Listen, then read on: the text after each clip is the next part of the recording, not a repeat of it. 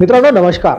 मित्रांनो, ग्रामीण भागातील शेतीचे यांत्रिकीकरण वाढवण्यासोबतच आता महिला बचत गटांना आर्थिकदृष्ट्या सक्षम करण्यासाठी राज्य शासनाने महत्त्वाचा निर्णय घेतलाय.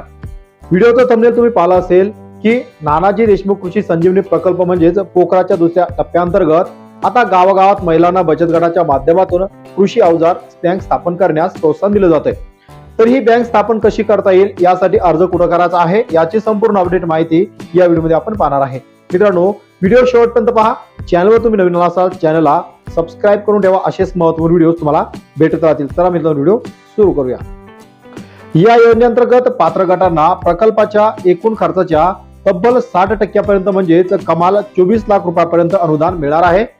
ग्रामीण भागात शेतीमध्ये काम करण्यास मजुरांचा तुटवडा मोठ्या प्रमाणात जाणवत आहे. त्यामुळं पारंपरिक पद्धतीऐवजी शेतकऱ्यांचा कल यांत्रिकीकरण वाढताना दिसतो आहे. मात्र अल्प व अत्यल्प उधारक शेतकऱ्यांना महागडी कृषी यंत्रसामग्री खरेदी करणं आर्थिकदृष्ट्या परवडत नाही. यासाठी आता कृषी विभागानं गावस्तरावर अशी यंत्र भाडेतत्त्वावर उपलब्ध करून देण्याचा भाग म्हणून हा एक नवीन प्रकल्प हाती घेतलाय. त्यामुळे शेती कामातील मजुरांचा खर्च कमी होऊन कामांना गती मिळेल. पेरणीच्या वेळी सामग्री महत्वाचा भाग ठरू शकतो. महिला बचत गटांना संधी सुद्धा मिळू शकते. तर ग्रामीण भागातील महिलांना आर्थिकदृष्ट्या सक्षम करण्यासाठी कृषी अवजार बँक ही संकल्पना महत्वाची आहे. नानाजी देशमुख कृषी संजीवनी प्रकल्प पोखरा या योजनेअंतर्गत महिला बचत गटांना या योजनेत प्राधान्य देण्यात येत आहे.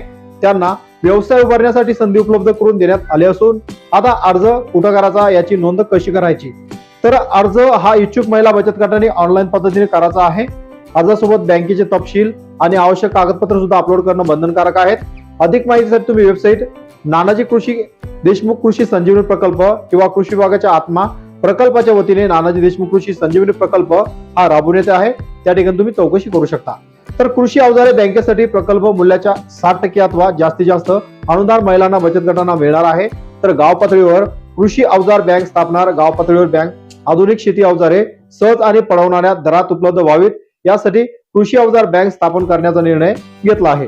आता कोणती अवजारे खरेदी करता येईल, या योजनेअंतर्गत निवड झालेल्या गटांना ट्रॅक्टर चालित अवजारं, BBF यंत्र, रोपणी व लावणी यंत्र, मल्चिंग मशीन, कंबाईन हार्वेस्टर तसेच फवारणी पंप यासारखी आधुनिक कृषी यंत्रसामग्री खरेदी करता येणार आहे. त्या भागातील पीक पद्धतीनुसार आधुनिक यंत्र खरेदी करता येणार आहे. आता तुमच्याही घरामध्ये महिला बचत गट असेल, तुमच्या घरातील महिला बचत गटाच्या सदस्य असतील, तुमच्याही गावामध्ये जर तुम्हाला ही बँक सुरू करायची असेल तर अशा प्रकारे पोखरा तसेच महाडेबिरी या योजनेअंतर्गत तुम्ही तुमच्या गावामध्ये महिलांना स्वयंरोजगार हा सुरू करून देऊ शकता. त्याचबरोबर याचा एक महत्वाचा फायदा असा होणार आहे की ग्रामीण लेवलवर जो मजुरांचा तुटवडा भागत होता, हा तुटवडा या यंत्र सामग्रीमुळे कमी होईल आणि शेतकऱ्यांचे काम जलद गतीने होईल आणि शेतकऱ्यांच्या उत्पन्नामध्ये सुद्धा भर वाढेल. याच अनुषंगाने राज्य सरकारने ही योजना अंमलात आणण्याचा प्रयत्न केला आहे. मला तुम्हाला या योजनेचा जर लाभ घ्यायचा असेल तर तुम्ही पोखराच्या ऑफिसमध्ये जाऊन किंवा कृषी ऑफिसमध्ये जाऊन याची संपूर्ण अपडेट माहिती घेऊ शकता. मित्रांनो, व्हिडिओ कसा वाटला, व्हिडिओमधील माहिती कशी वाटली, व्हिडिओ आवडला असेल व्हिडिओला नक्कीच एक लाईक करा. चॅनलवर पहिल्यांदा असाल चॅनलला सबस्क्राईब करून बाजूला असलेल्या बेल आयकॉनला प्रेस करून घ्या आणि हा व्हिडिओ तुमच्या त्या महिला बचत गटांना नक्कीच शेअर करा, ज्या स्वतःच स्वयंनिर्भर होऊन स्वतःचा व्यवसाय त्या ठिकाणी सुरू करेल.